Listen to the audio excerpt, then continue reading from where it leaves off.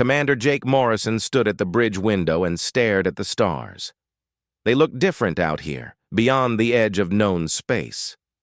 Colder, somehow. More distant. He had been watching them for 3 years now, ever since humanity was forced to leave everything behind. The Defiance was not a large ship. It carried 200 people and enough supplies to last another year.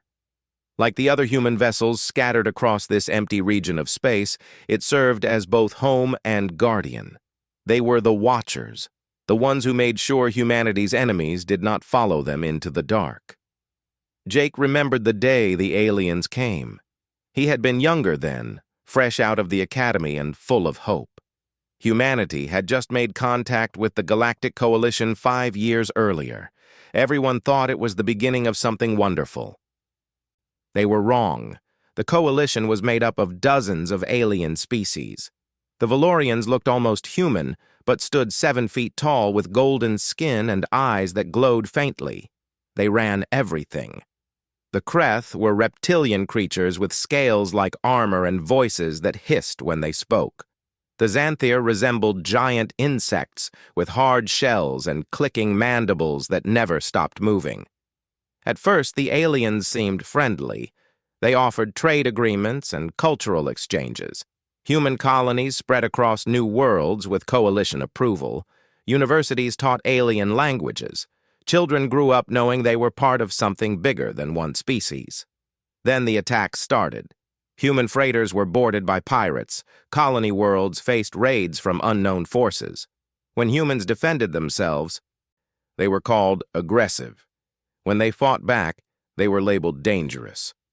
The Coalition began to whisper that humans were too violent, too unpredictable, too primitive for civilized space. Jake had been on Earth when the Coalition fleet arrived. 15,000 warships filled the sky above every major human world simultaneously. The message was simple and brutal. Leave Coalition space within 30 days or be exterminated. Every human colony, every station, every ship had to go. The Coalition gave humanity a choice that was not really a choice at all. Die with honor or live in exile. The human government chose survival. They gathered every ship they could find and loaded them with as many people and supplies as possible. Millions of humans began the long journey away from everything they had built. Jake served on an evacuation transport during those terrible days. He watched families board with only what they could carry. Children cried for pets left behind. Old people stared back at worlds they would never see again. The ships were crowded and cold and smelled of fear. Ambassador Lisa Grant was chosen to deliver humanity's final message to the Coalition Council. Jake watched the broadcast from his transport ship. Grant stood before the assembled alien leaders in the Great Chamber on Valoria Prime. Her voice was steady despite the guards surrounding her. She told them that humanity was leaving as ordered. She said humans would go peacefully to avoid bloodshed. But then she gave them a warning. She looked directly at High Chancellor Vexthor, the Valorian leader, and spoke words that would echo through history. "You are making a mistake," Grant said. "You think you are removing a problem, but you are creating something far worse. You are driving humanity into the darkness.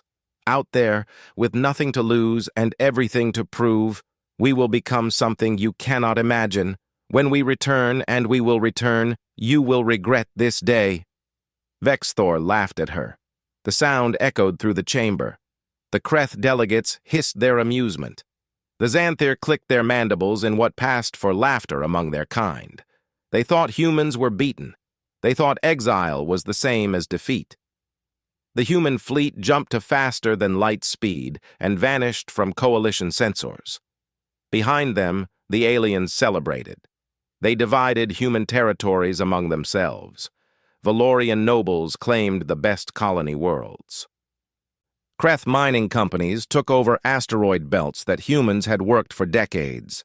The Xanthir absorbed human trade routes into their own networks. Within a year, the Coalition had erased humanity from official records. They removed human names from star charts. They tore down monuments and melted down memorial plaques. To the aliens, humans had never existed. They were a problem solved, a mistake corrected, a chapter closed. But out in the dark, humanity was very much alive. The fleet found a cluster of uninhabited star systems beyond the galactic rim. They were poor systems with harsh worlds, but they were far from Coalition sensors. Here, humanity could exist without fear of discovery. Jake watched those early years transform his people.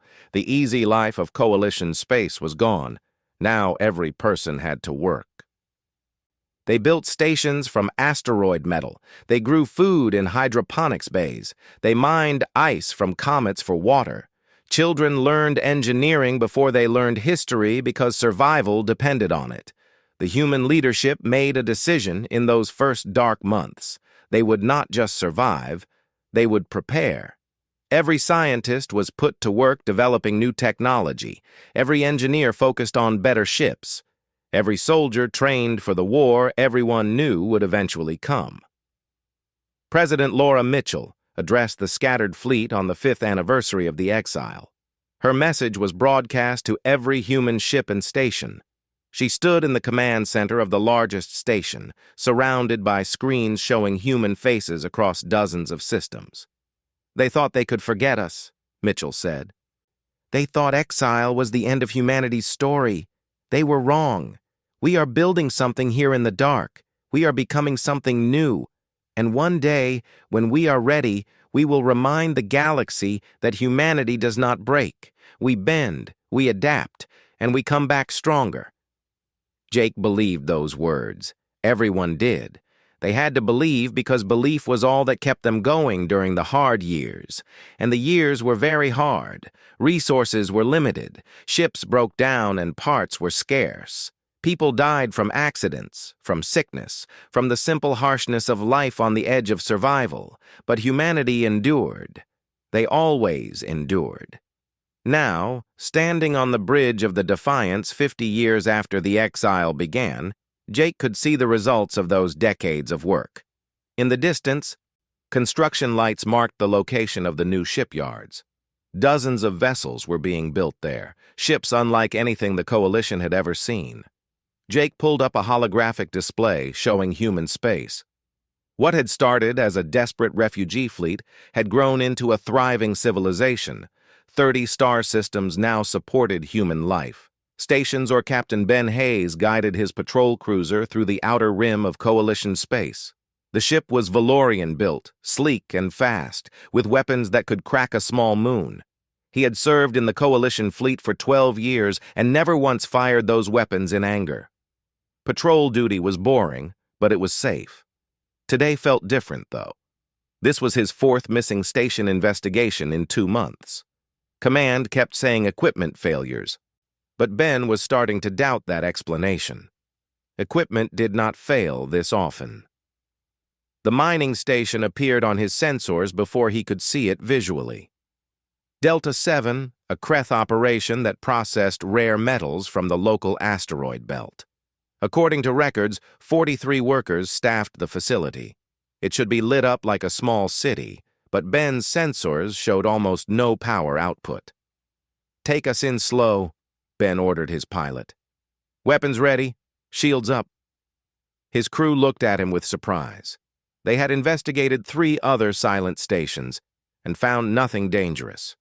Just empty corridors and abandoned equipment. But something in Ben's gut told him to be careful. The station grew larger in the viewport. It was a typical Kreth design, all harsh angles and practical construction with no thought for beauty. Normally, such a station would be busy with traffic, small ships coming and going with supplies and processed ore. Today, nothing moved around it. Ben's communication officer tried hailing the station. No response. Life support appeared to be running, but nobody answered their calls. The docking bay doors were open, which was unusual. Stations always kept their bays sealed when not actively receiving ships. "Sir, I am picking up power signatures inside," the sensor officer reported. "Looks like main systems are running, but I am not detecting any life signs." Ben ordered his ship to dock. He took a security team of 6 soldiers with him, all armed and wearing full combat armor. The station's interior was cold despite the functioning life support. Their boots echoed on the metal floors as they moved through empty corridors. They found the control center first. Displays still showed operational data. The last log entry was dated 3 days ago. Everything seemed normal until they checked the security footage. Ben watched the recording with growing unease. The timestamp showed 0300 station time, 3 days back. Workers were going about their normal routine when suddenly they all stopped. Every single Kreth worker turned toward the same direction, toward something off camera. Their expressions changed from boredom to terror in an instant. Then they ran. All 43 workers abandoned their posts and sprinted toward the escape pods. The camera angles did not show what they were running from. Within 5 minutes, every pod had launched. The station was empty. "What could scare Kreth that badly?" one of Ben's soldiers asked. Kreth were not known for fear. They were proud warriors who rarely backed down from anything. Ben had no answer. He ordered his team to search the entire station, but they found nothing. No signs of weapons fire, no hull breaches, no radiation leaks. Whatever had frightened the workers left no trace. Back on the ship, Ben filed his report with Fleet Command. He included the security footage and his own assessment that something was systematically clearing the outer rim of Coalition presence. Command acknowledged his report and ordered him to continue patrols. Meanwhile, on Valoria Prime, Intelligence Officer Amy Chen was connecting dots that others refused to see. She sat in her small office surrounded by screens showing data from across Coalition space. Each screen told the same story. People were vanishing. 17 ships had gone missing in the past 6 months. 32 automated outposts had gone silent. Hundreds of personnel had disappeared without explanation. All incidents occurred along the border regions, in the empty space where Coalition territory ended and the dark began. Amy had spent weeks building a timeline. The disappearances started small 8 months ago. A single automated beacon stopped transmitting. Then a small cargo ship failed to reach its destination. Then a research station went dark. The incidents were spread across thousands of light years, easy to dismiss as unrelated. But Amy saw the pattern. The disappearances were moving inward, slowly encroaching on more populated areas of Coalition space. Whatever was causing them was testing the borders, probing for weaknesses. She had tried to brief her superiors 3 times. Each time they dismissed her concerns. Equipment failed sometimes. Ships had accidents. Workers abandoned remote posts for better jobs. There was no evidence of a threat, they said. Amy knew better. She had pulled historical data going back 50 years, to the time of the human exile. She found something interesting.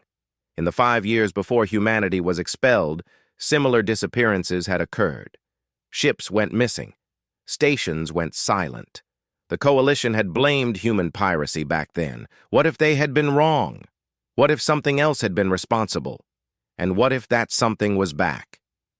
Amy prepared another presentation for the Coalition Council. She knew they would not listen, but she had to try. The evidence was too strong to ignore, even if no one wanted to hear it. The council chamber on Valoria Prime was magnificent. Tall columns supported a domed ceiling that showed a holographic map of Coalition space. Representatives from all member species sat in curved rows facing the central speaking platform. Amy stood on that platform and presented her findings. She showed the timeline of disappearances. She displayed maps highlighting the affected regions. She played security footage from Delta 7 and 3 other stations showing workers fleeing in terror from unseen threats. "We are seeing a coordinated pattern," Amy explained. "Something is systematically clearing our border regions. The incidents are increasing in frequency and moving toward core systems. We need to investigate immediately." High Chancellor Vexthor listened from his elevated seat. He was old now, his golden skin dulled with age, but his voice still carried authority. "Officer Chen, you are suggesting an invisible enemy is attacking our borders. Do you have any evidence of what this enemy might be?" Amy hesitated. She had a theory, but no proof. "I believe this could be connected to the human exile 50 years ago." The chamber erupted in laughter. Kreth delegates hissed their amusement. Xanthir clicked their mandibles. Even other Valorians smiled at the suggestion. Humans were weak. Humans had run away. Humans were gone and forgotten. The humans were barely capable of maintaining their own ships, a Kreth military commander said. "You suggest they pose a threat after 50 years of exile? Impossible." Vexthor raised a hand for silence. "Officer Chen, I appreciate your diligence, but you are seeing threats where none exist. The border regions are vast and difficult to patrol. Accidents happen, equipment fails. This is not evidence of human activity or any other threat." Amy wanted to argue, but she knew it was pointless. The council had made up their minds. They would not believe humans could be dangerous until it was too late. She left the chamber frustrated and angry. On her way out, she passed Ben Hayes. He was there to deliver his own report about Delta 7. They recognized each other from academy days. "Let me guess," Ben said. "They did not listen." Amy shook her head. "They think I am paranoid." "What about you?" "Same. Command says equipment failure." Ben looked around to make sure no one was listening, then lowered his voice. "But I have been doing this job for 12 years. I know the difference between equipment failure and something else. Those Kreth workers saw something that terrified them. And Kreth do not scare easy." Amy pulled out her datapad and showed Ben her timeline. His eyes widened as he saw the pattern. "This is not random," he said. "No, it is not. And it is getting worse." Amy highlighted the most recent incidents. 3 more stations went dark this week. 2 more ships are overdue. Whatever is doing this is accelerating." Ben looked at the data for a long moment. "If you are right about the humans, we are in serious trouble. They had 50 years to prepare while we sat here getting comfortable." Amy nodded. "I tried to warn the council. They laughed at me." "They will not laugh when human warships start appearing," Ben said quietly. "If that day comes, we are going to wish we had listened." Far from Valoria Prime, in the darkness beyond the galactic rim, Vice Admiral Chris Parker watched the test results on his screen. The new quantum drive had performed perfectly. The ship had jumped 300 light-years in under a minute, something no coalition vessel could match. Around him, the human fleet was taking shape. Dozens of new warships floated in formation near the construction yards. They were beautiful and deadly, covered in adaptive armor that could shift to deflect different weapon types. Their weapons were based on technology the Coalition had never developed. "How many ships are ready for deployment?" Chris asked his chief engineer. 73 capital ships, 246 cruisers, over 1,000 support vessels," the engineer replied. "The last batch of quantum drives will be installed within 3 weeks." Chris nodded. 50 years of work was finally paying off. Every human colony had contributed to this fleet. Every scientist had pushed the boundaries of known technology. Every engineer had worked to make ships that could defeat the Coalition.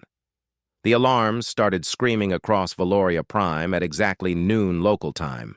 Defense stations detected a ship emerging from faster-than-light travel directly above the capital city.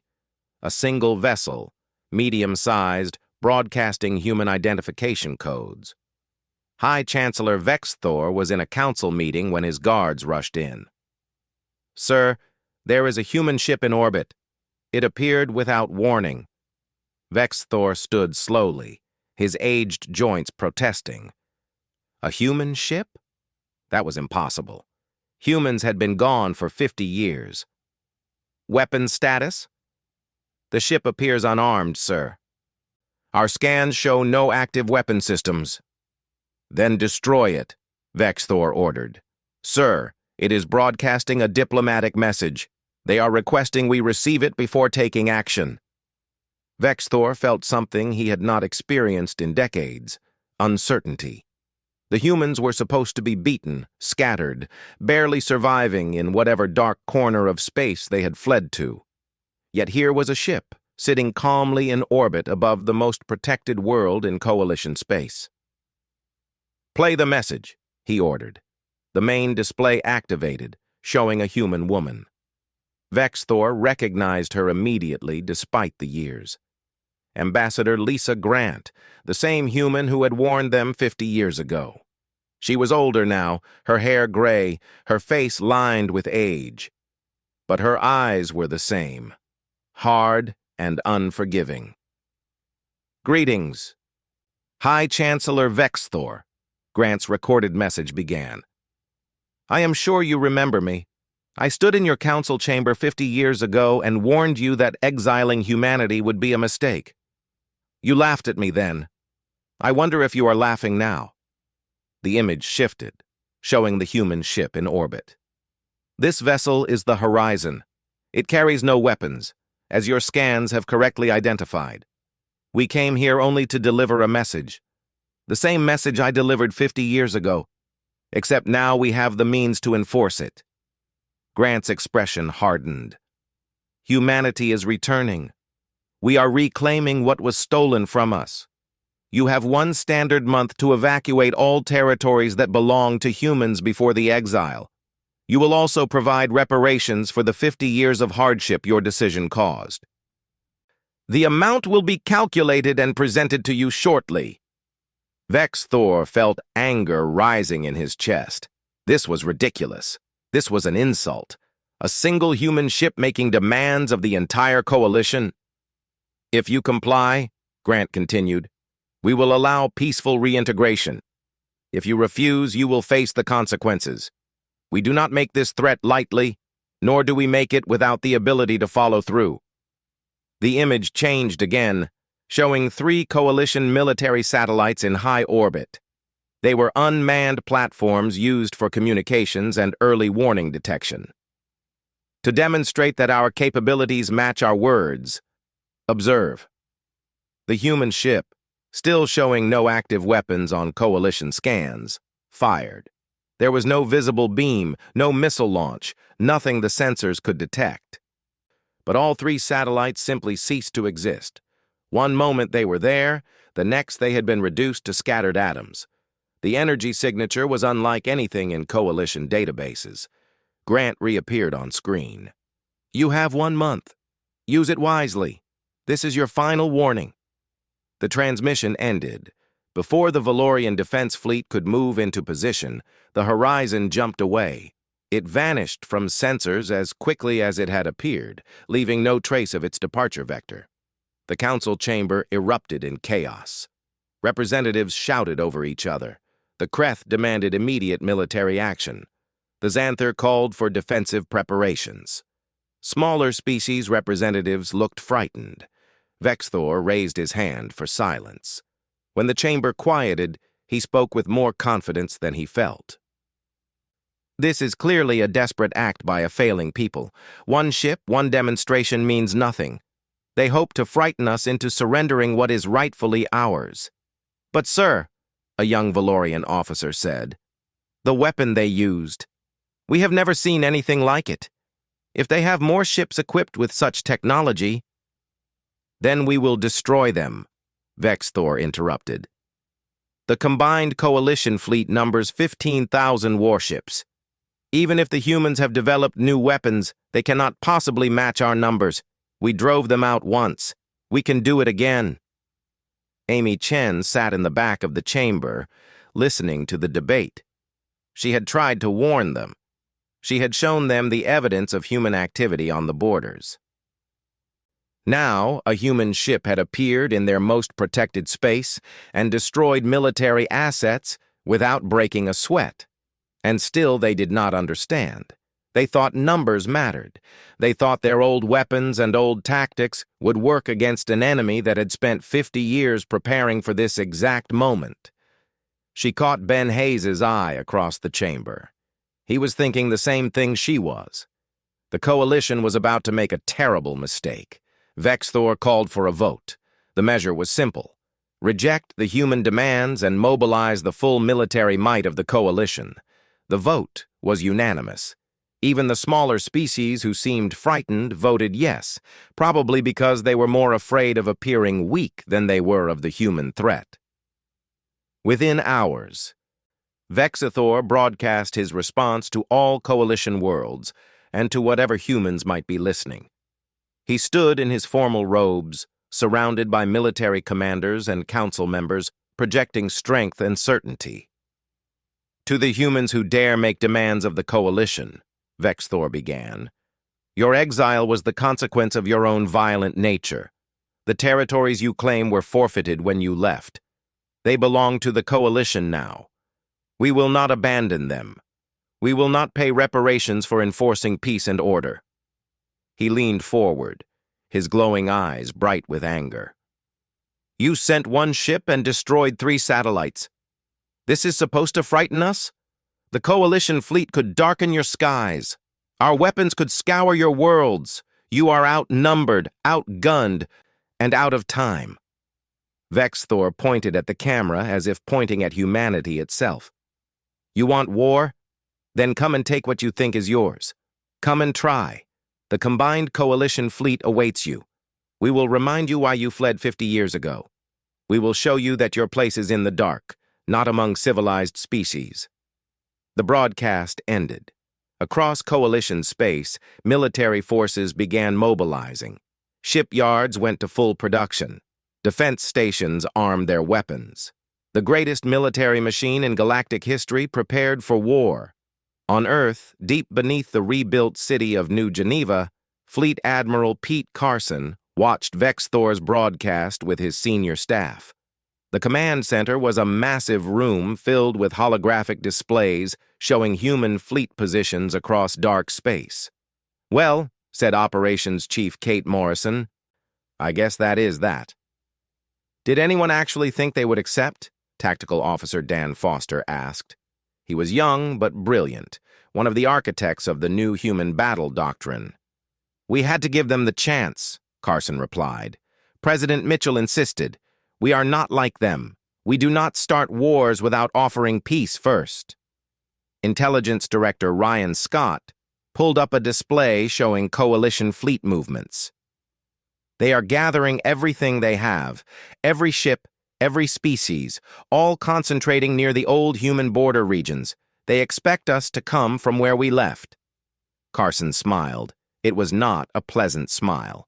Good. Let them gather. Let them concentrate their forces exactly where we want them. He activated the fleet-wide communication system. Across 30 star systems, on hundreds of ships and stations, human military personnel stopped what they were doing and listened.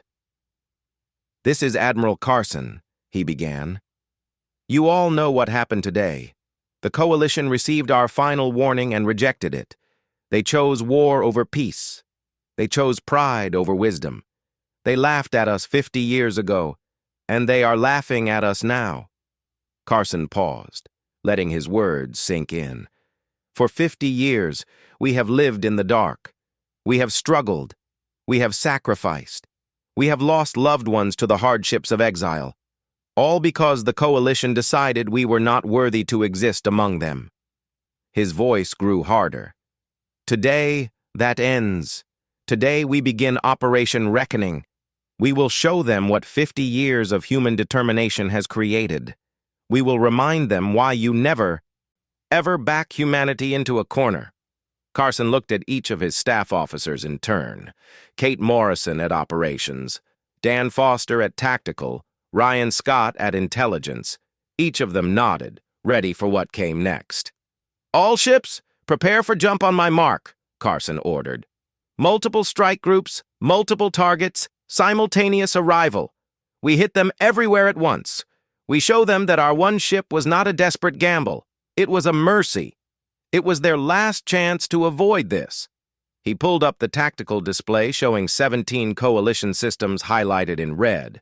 Each one was a strategic target. Each one would be hit by a human battle group in perfect coordination.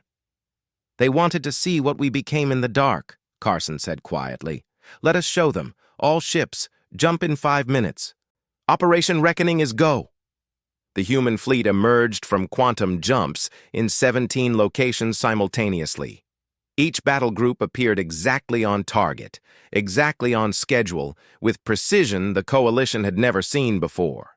The war that would reshape the galaxy had begun. Commander Jake Morrison stood on the bridge of the Defiance as it materialized above the Kreth homeworld. Around him, 29 other human ships dropped into normal space in perfect formation. Ahead of them, the Kreth defense fleet waited. 300 warships, their weapons already charging, their crews confident in their numerical advantage. "Shields to quantum phase," Jake ordered.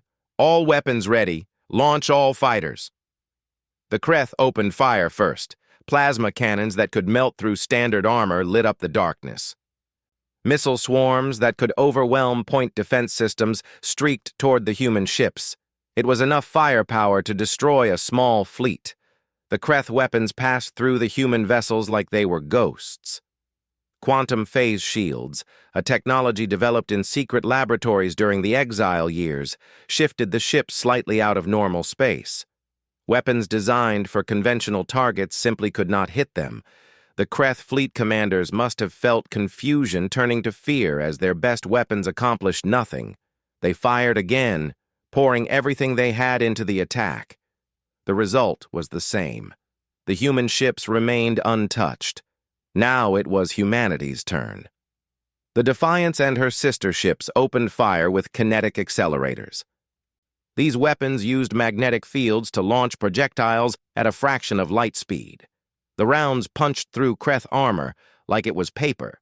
Each shot was placed with computer-guided precision, targeting engines and weapon systems. Kreth ships exploded one after another. Their shields, designed to stop energy weapons, offered no protection against solid projectiles moving at such incredible speeds. Within 6 minutes, half the defense fleet was destroyed or disabled. "Open a channel," Jake ordered. His communication officer nodded. "Kreth Defense Forces, this is Commander Jake Morrison of the human fleet. Your weapons cannot harm us. Further resistance is pointless. Surrender your orbital stations and evacuate. You have 1 hour." For a moment, there was no response. Then the Kreth ships began to withdraw. Pride was one thing, but the Kreth were practical warriors. They knew when a battle was lost. Within the hour, every Kreth vessel and station crew had evacuated to the planet's surface. Jake did not pursue them. The objective was not genocide. It was liberation, reclaiming what had been stolen, making a point that could not be ignored. Similar scenes played out across Coalition space. Above every targeted world, human forces demonstrated the same overwhelming technological advantage. Ships that could not be hit, weapons that could not be stopped, tactics that seemed to predict the enemy's every move. At the Xanthier Military Academy, the insectoid warriors fought with their traditional fanatical courage. They believed in honorable combat and dying before retreating. Captain Ben Hayes, now serving in the human fleet after years of careful defection planning, led the assault there. The Xanthier hive ships were enormous, organic constructs that looked more grown than built. They housed thousands of warriors and mounted biological weapons that released acid clouds and neural toxins. Against most enemies, they were terrifying. Against human precision strikes, they were targets. Ben's battle group consisted of 40 cruisers, each equipped with the latest human technology. The Xanthier sent 200 hive ships against them, confident their numbers and fighting spirit would prevail. "Target the neural centers," Ben ordered. "Make it quick and clean. These warriors deserve that much." The human ships opened fire with laser cutters, precise beams that sliced through the organic armor to reach critical systems. Each hive ship had been thoroughly analyzed during the 50 years of exile. Human intelligence knew exactly where to strike to disable them without unnecessary casualties. The Xanthier fought back with everything they had. Acid clouds that would dissolve metal in seconds splashed harmlessly against quantum shields. Neural toxins that could paralyze entire crews failed to penetrate human armor. Biomissiles that tracked heat signatures lost their locks against human stealth systems. Within 20 minutes, the battle was over. Every hive ship floated dead in space, their crews alive but their vessels completely disabled. Ben broadcast the same message Jake had given the Kreth. Evacuate, surrender. This is your only warning. The Xanthier, realizing they faced an enemy they could not harm, chose survival over honor. They abandoned their academy and retreated to their home world. Ben felt no triumph, only a grim satisfaction that the killing had been minimal. On Valoria Prime, High Chancellor Vexthor received reports from all 17 battle zones. Every single engagement had ended the same way. Human victory, coalition defeat, minimal human casualties, overwhelming technical superiority. He sat in his command center, surrounded by military advisors who suddenly looked very uncertain. The display screens showed human battle groups holding position above conquered worlds. The numbers made no sense. 30 human ships defeating 300, 40 defeating 200. Everywhere the pattern repeated. "How is this possible?" Vexthor demanded. "Our intelligence said the humans were barely surviving. Our scouts reported no significant military buildup." His intelligence chief, a Valorian named Kixton, looked sick. "Sir, our scouts never made it deep enough into dark space. The few that did never returned. We assumed they were lost to accidents or equipment failure." They were captured or destroyed, Vexthor realized. The humans have been hiding their true strength for decades. "Sir, we need to negotiate," Kixton said. "These ships, these weapons, we have nothing that can match them." Vexthor slammed his fist on the table. "We have 15,000 warships. Even if their technology is superior, numbers must count for something. Sir, with respect, their 30 ships defeated our 300. Basic mathematics suggests they could defeat our entire fleet with 1,500 ships. What if they have more than that? What if indeed?" Vexthor pulled up the tactical display showing coalition fleet positions. His forces were concentrated near the old human border, exactly where he had ordered them. Now he saw the trap. The humans had not attacked there.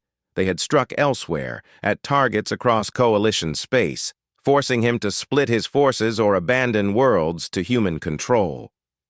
"New orders," Vexthor said. "Pull back all fleet elements to defensive positions around core worlds. Send envoys to the human commanders. Request terms." It hurt to say those words. It felt like swallowing broken glass. But Vexthor had not lived this long by being stupid. Pride was worthless if you were dead. Amy Chen watched the battle reports flood in from her position at Coalition Intelligence. She had tried to warn them. She had shown them the evidence. They had laughed at her. Now they were learning the hard way. Her communication panel lit up with an incoming message. It was from the human fleet, specifically requesting her. She answered it cautiously. Lisa Grant appeared on screen. "Officer Chen, we have been monitoring coalition communications. You tried to warn your superiors about us. Multiple times." Amy nodded. "They would not listen." "No, they never do," Grant said. "We are establishing communication channels with coalition personnel who might be willing to discuss reasonable terms. Your name came up. Are you interested in helping prevent further bloodshed?" Amy thought about it for exactly 3 seconds. "Yes. What do you need?" "First, we need you to understand our terms. Complete evacuation of former human territories, full reparations for the exile, war crime tribunals for those who ordered the expulsion, and a new galactic government where all species have equal representation." "The Council will never accept that," Amy said. Grant smiled grimly. "They will, or we will continue demonstrating our capabilities until they do. We are not interested in conquest, Officer Chen. We are interested in justice, but we will take it by force if necessary. Over the next 3 days, the human fleet expanded its control. More worlds fell to the systematic, precise attacks. Human losses were minimal. Coalition casualties, while kept deliberately low by human precision, still mounted. Thousands of ships disabled, hundreds of stations evacuated. On the 4th day, Vexthor sent his formal response. He would meet with human representatives to discuss terms. Not surrender, he insisted. Negotiations. The word choice fooled no one. Admiral Carson accepted the meeting request. He designated Lisa Grant as chief negotiator, with full authority to speak for humanity. The meeting would take place on a neutral station in 3 days. Jake Morrison received new orders. Hold position above the Kreth homeworld. Prevent any military buildup. Do not fire unless fired upon. The message was clear. The shooting war was pausing. Now came the harder part. Making the peace. He stood at his bridge window and looked down at the Kreth world. Somewhere down there, Kreth families were going about their lives, probably terrified of the human ships in orbit. Jake felt no hatred for them. The ordinary Kreth had not made the decision to exile humanity. Their leaders had. "Sir, we are receiving messages from the surface," his communication officer reported. "Mostly civilian channels. They want to know if we are going to bombard them." The war lasted exactly 42 days from the first human attack to the final surrender. 42 days to dismantle a coalition that had stood for thousands of years. History would record it as the shortest and most one-sided conflict in galactic memory. The surrender ceremony took place aboard the Resolution, humanity's largest capital ship. The vessel was a monument to human engineering. 3 kilometers long and bristling with weapons that had never been fired in anger. It hung in neutral space, equidistant from Earth and Valoria Prime, a symbol of the new reality. Admiral Pete Carson stood in the main conference hall as coalition representatives filed in. High Chancellor Vexthor led them, his golden skin seeming duller now, his glowing eyes dimmed by defeat.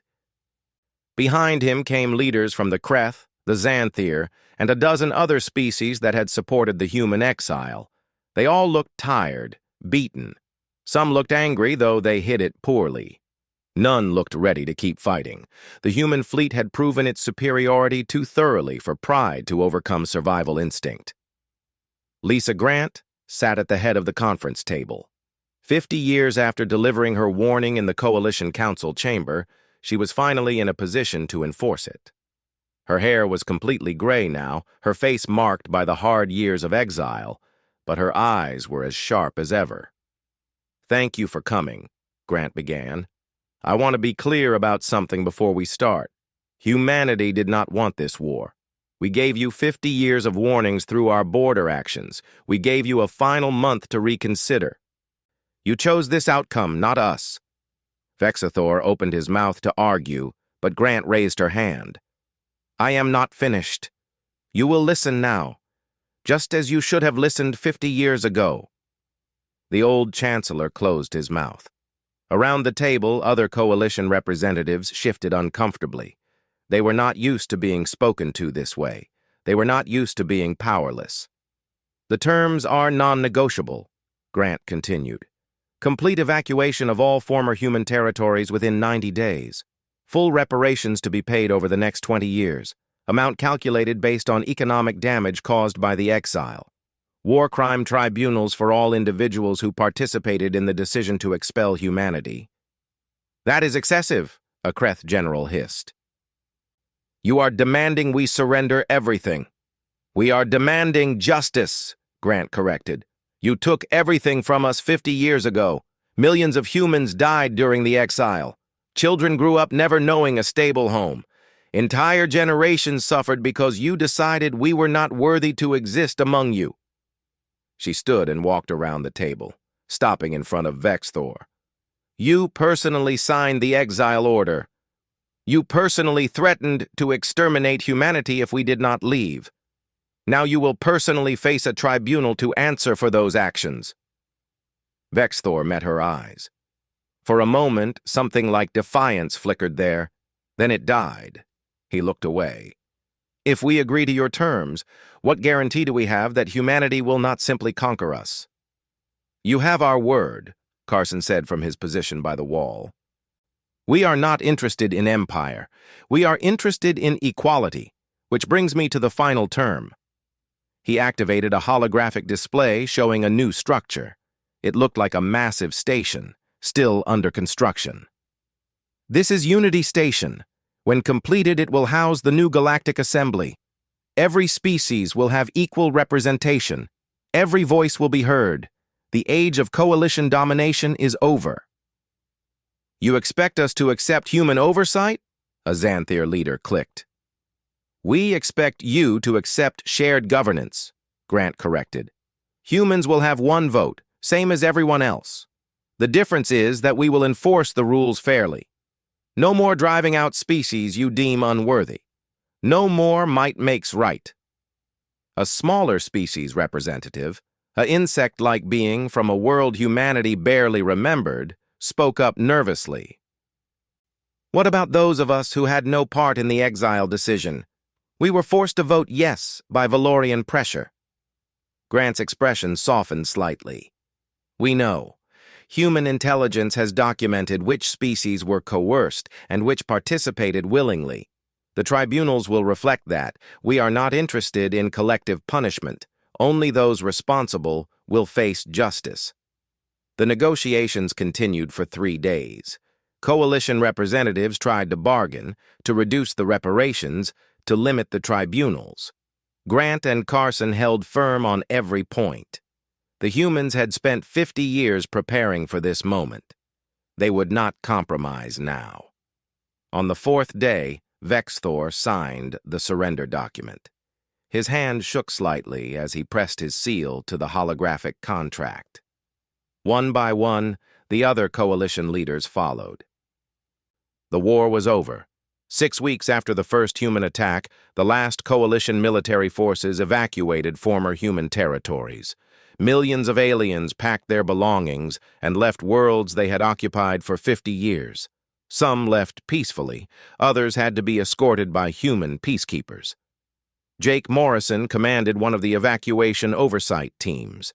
He watched Kreth civilians board transport ships from the world humanity had once called New Hope. The colony had been renamed by the Kreth, but humans were already changing it back. A young Kreth approached him, scales still bright with youth. "What will happen to us?"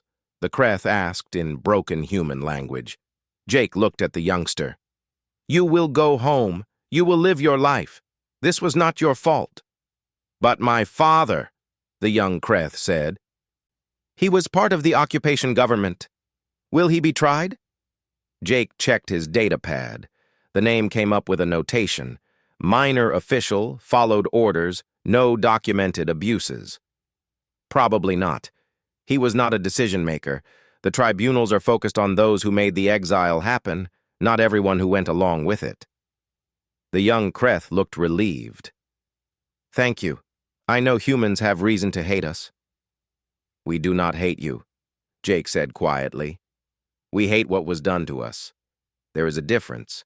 You were just a child when this started. You had no choice in any of it." The Kreth left with his family. Jake watched them go and felt a strange mix of emotions. Relief that the war was over, satisfaction that justice was being served, but also sadness for all the wasted years, all the suffering on both sides. On Earth, President Laura Mitchell addressed a crowd of millions gathered in New Geneva. The city had been rebuilt during the exile years, bigger and more beautiful than before. Human flags flew from every building, snapping in the wind. 50 years ago, we were driven from our homes, Mitchell said. We were told we were not good enough, not civilized enough, not worthy enough to exist among the galactic community. Today, we have proven them wrong, not through conquest but through resilience, not through hatred but through justice. The crowd roared its approval. Mitchell waited for silence before continuing. But our victory is not complete until we ensure this never happens again to any species. That is why we are building Unity Station. That is why we are creating the Galactic Assembly, so that no species, large or small, powerful or weak, can be expelled from their rightful place in the galaxy. More cheers. Mitchell looked out at the sea of faces. So many of them had never known life in Coalition space. They had grown up in exile, hearing stories of the home worlds their parents lost. Now, those worlds were theirs again. "We are going home," Mitchell said simply. "All of us. And we are going to make sure everyone else can stay in their homes too. That is the future we fought for. That is the peace we will build." The trials began 3 months after the surrender. High Chancellor Vexthor was the first to face the tribunal. The charges were simple: ordering the forced expulsion of an entire species, threatening genocide if they resisted, seizing their property without compensation. Amy Chen testified at the trial. She had defected to the human side during the war, unable to stomach serving a government that refused to see truth. Now she presented evidence of the decisions that led to exile. The Coalition Council knew humans were not actually more violent than other species, Amy said. They had data showing human crime rates were average. Human conflicts were no worse than Kreth territorial disputes or Xanthir honor duels. The exile was not about safety. It was about fear. "Fear of what?" the human judge asked.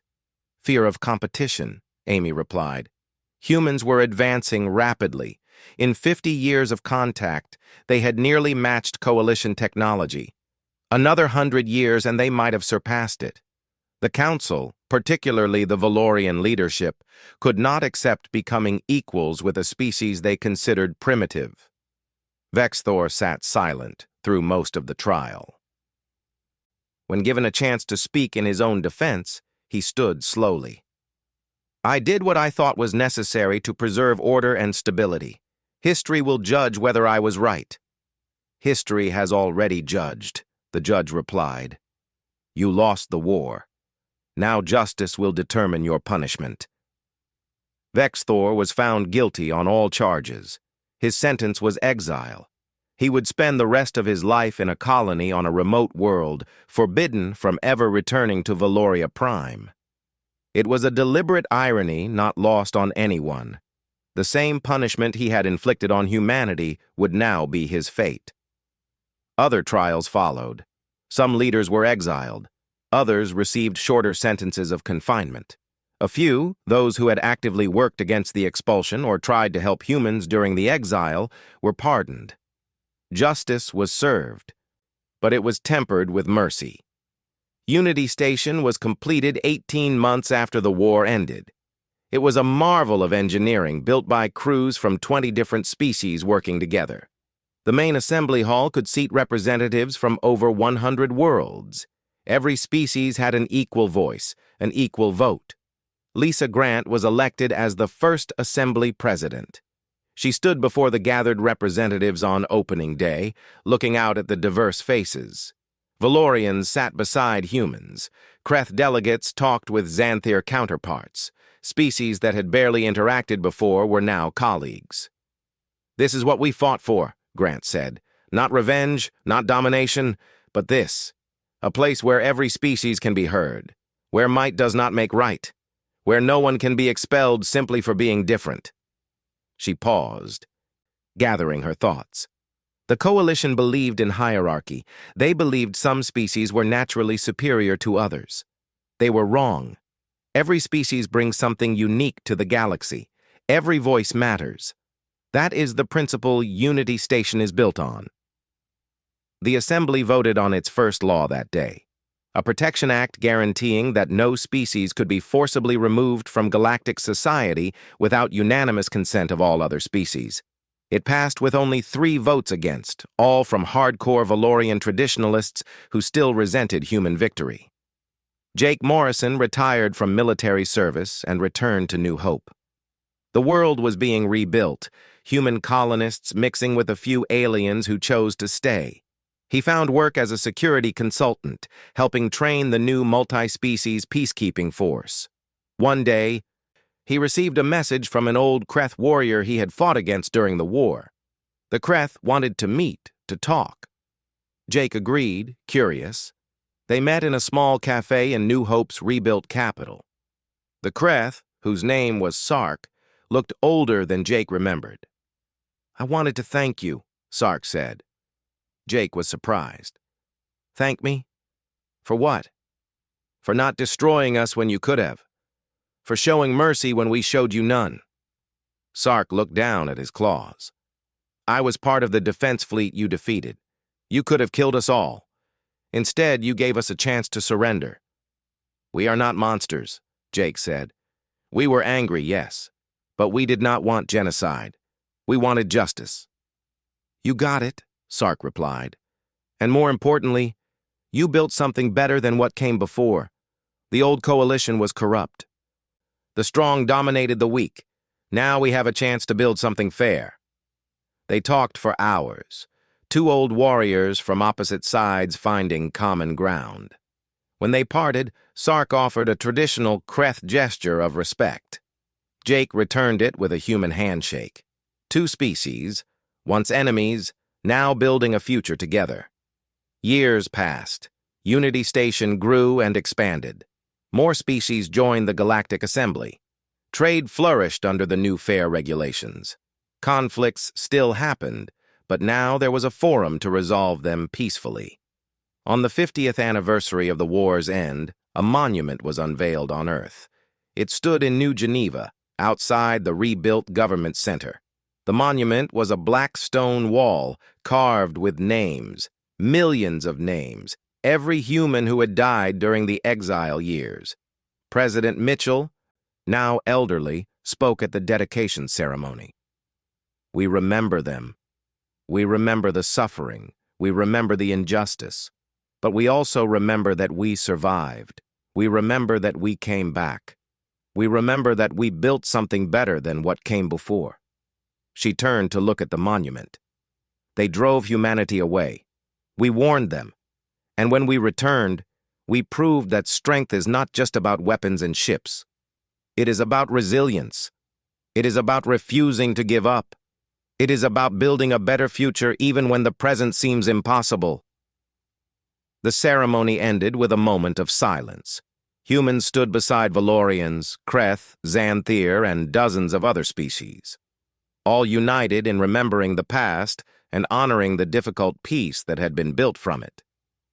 Jake stood in the crowd, now gray-haired and walking with a slight limp from old injuries. He looked at the names carved in stone and thought about how far humanity had come, from exiles to guardians, from outcasts to leaders, from victims to champions of justice. The galaxy had learned its lesson the hard way. Never underestimate the species you push into the dark. Never assume exile means defeat. Never forget that humanity, when faced with extinction, does not break. They adapt, they endure, they return. And when they do, they change everything. The reckoning had come. The new order had been built, and humanity stood watch, making sure that what happened to them would never happen to anyone else again. That was the promise. That was the future. That was what 50 years of darkness had created. Not an empire of conquest, but a guardian of peace. Not revenge, but justice. Not hatred, but hope. The stars no longer seemed cold or distant to Jake. They were home, and humanity would never be driven from home again. Jake shook his head. "Send a reply. Tell them we are not here to harm civilians. We are here to reclaim what was stolen and ensure it never happens again. As long as there is no military action against us, they are safe." The message went out. Jake hoped it would ease some fears. Humanity had not spent 50 years in exile to become monsters. They had endured those hard years to become stronger, yes, but also to become better than those who had exiled them. The war was not over yet. Vexthor could still refuse terms. The coalition could still choose pride over survival. But for the first time in 50 years, Humanity was not running. They were not hiding. They were standing firm and demanding justice, and the galaxy was learning a lesson it should have known all along. Never underestimate humanity. Never back them into a corner. Never assume that exile means defeat, because humans do not break. They bend, they adapt, and they come back stronger, always stronger. The reckoning was not complete, but it was well underway, and the coalition was finally understanding what their arrogance had created. Across human space, the fleet began to move. Quantum drives powered up with a sound like thunder. Ships that had been hidden for 50 years emerged from the shadows. Warriors who had trained their entire lives for this moment took their positions. The coalition thought they were ready. They thought their numbers and their pride would carry them through. They thought wrong. Lisa Grant sat in her cabin aboard one of the human capital ships. She had delivered the warning as promised. She had given them every chance. Now all she could do was watch as humanity reminded the galaxy of a fundamental truth. Never mistake kindness for weakness. Never mistake exile for defeat. And never ever underestimate the species you push into the dark. Because if they survive, they will return. And when they do, they will be stronger than you can possibly imagine. The countdown reached 0. The human fleet jumped toward coalition space. The reckoning had begun. President Laura Mitchell appeared on his communication screen. Admiral Parker, the Council has made its decision. We are going to give them one last chance. You know they will refuse, Chris said. Mitchell smiled grimly. Yes, but we have to offer. We are not like them. We do not start wars without warning. She paused. Prepare the fleet for full deployment. One way or another, humanity is going home. Chris closed the communication and looked out at the assembled warships. Somewhere in coalition space, people like Amy Chen were trying to warn their leaders. But the leaders would not listen. They never did. Soon they would learn the cost of their arrogance. Soon they would understand what 50 years of exile had created. Soon the warning signs would become impossible to ignore. The reckoning was coming. Bited every habitable world. Shipyards worked around the clock. Population had actually grown despite the hardships, and the military had grown most of all. New weapons had been developed in secret laboratories. New shields had been tested against every known coalition weapon type. New tactics had been refined through endless simulations.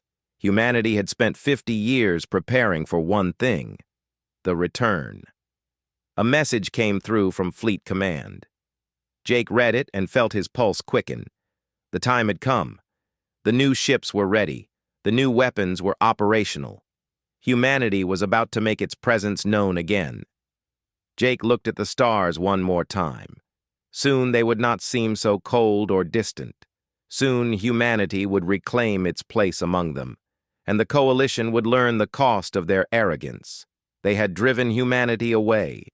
They had laughed at the warnings. Now their reckoning was about to begin.